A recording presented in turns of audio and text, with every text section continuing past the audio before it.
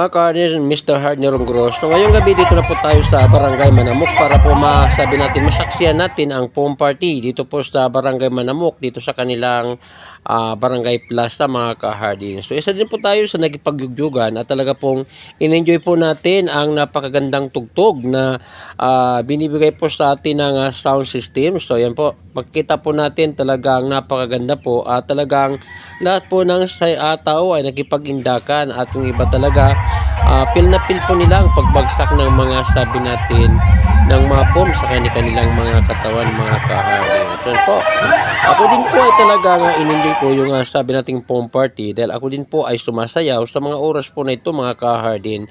Tingnan po natin yung ating mga kasamahan, talagang walang pakundangan sa pagindayog ng kanilang mga katawan at pag-ugayway ng kanilang mga kamay, bilang udyat lamang po na talagang sila ay nasiyahan sa foam party ng nasabing barangay. Yan po.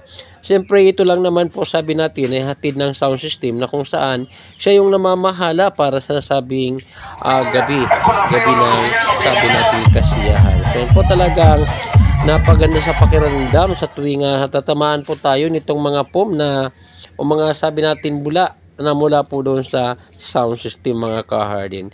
So isa po ito sa pinakamagandang experience na aking naranasan na parang nandun po tayo sa ibang bansa na nagkakaroon po ng niebe ang buong sabi nating kapaligiran. So napakaganda pong tingnan ang pagpagsak ng bawat sabi nating bula na tumatama sa ating mga katawan, mga ka-hardin. Sana po magustuhan yung ating video para po sa araw na to, mga ka-hardin, dahil po talaga isa po sa pinaka-the best na naging experience ko sa aking pagpunta dito sa Barangay Manamok para po sa aking Manamok Adventure, mga ka-hardin.